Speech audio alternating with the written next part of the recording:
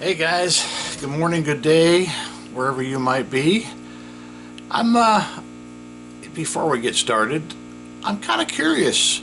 Put in the comments below, even if you don't put anything at all, put your location, whether it's in Fargo, North Dakota, or if you're in Madrid, Spain. I'm just curious how far these tips and tricks videos reach. So just do me that favor. You don't have to get elaborate. Just put your location in, and that would be appreciated. Kind of help me and maybe see where the people are that are watching. So in this video, we're going to hook up a MEI Validator to the early 110 volt systems. There are there's 4 boards.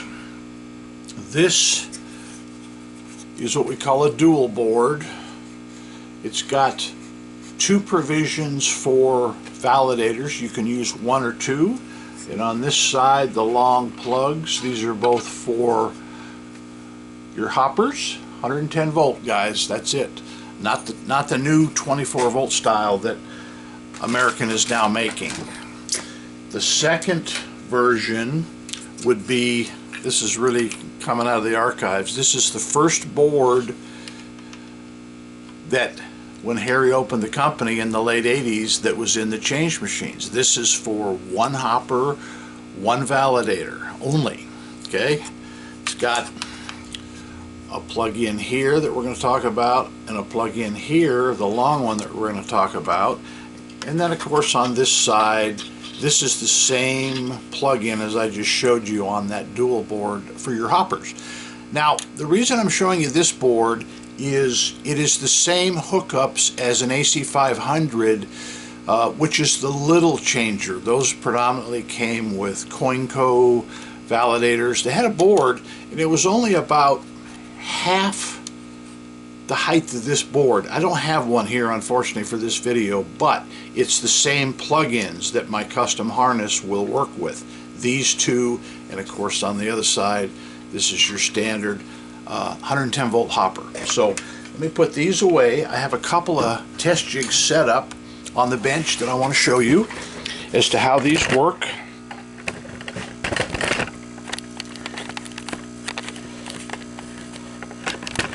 Okay,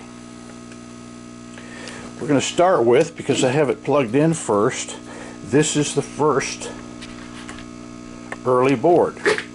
And as you see where the plug-ins are, you have this little square plug, excuse me, you have the little 6 wide longer plug, and then of course this is standard, this is your hopper.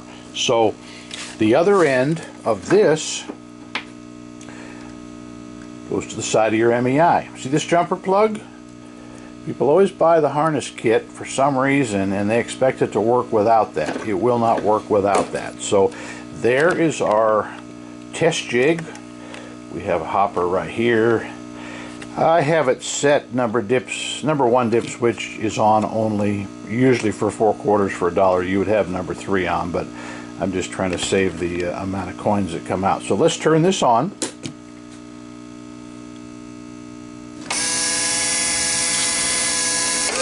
You will hear your MEI reset. I always give it 3 flashes. 1, 2, 3. Okay? It's going to take the bill. It's going to give us 1 coin out of here, thinking it's a $1 coin.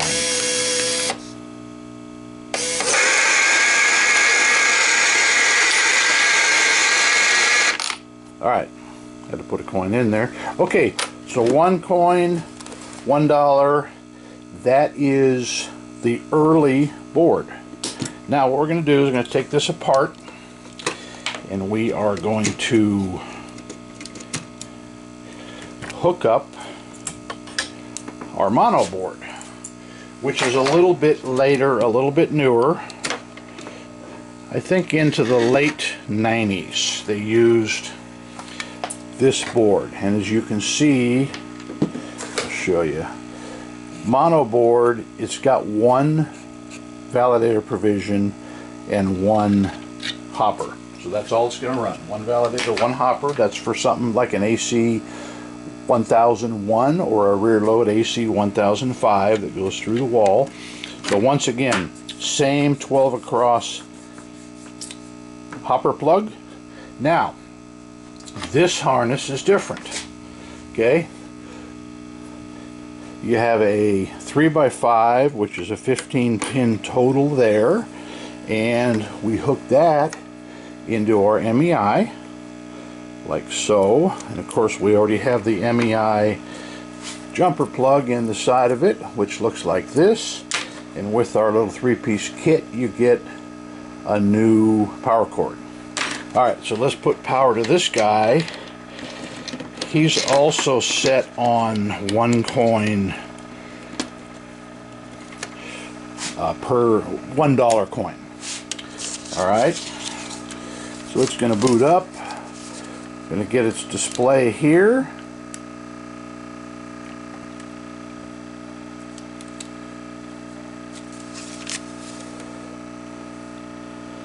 And why are we not getting a reset?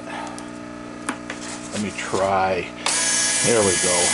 Okay, well, we learned something. These take a little bit longer. I was a little bit impatient there. A little bit longer to boot up. Okay, so 1, 2, 3. We have our flashing lights. Let's put our 1 coin in the hopper. And I'm going to show you another little trick here in a second. Alright, 1 coin. Now the reason this hopper is working with basically no coins or 1 coin in it is I have these 2 pins jumped across. Okay, your left 2 studs that predominantly have a small nut on them, I just jumped those. What happens now is the hopper thinks it's full, thinks it has coins in it. So that way every time when I'm testing on the bench, I don't have to fill the hopper, or at least put a couple hundred in there. Alright, let's put $1 more in there before we conclude here. Hopefully these little tips will help you guys. If you have one of these old style boards like this one, or of course this style, they do take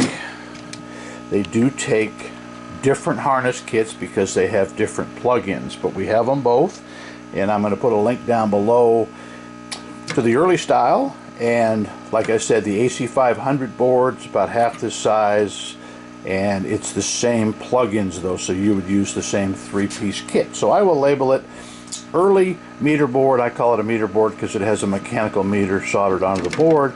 That's just what I've always known it by. This one here, if you can read that sticker, it says, well, some of them say mono. That says MO and some digits. So that's a mono board. They also make a dual board that is for 2 validators, 2 hoppers. So guys, we appreciate you watching. If we can answer any questions, you know how to get a hold of us.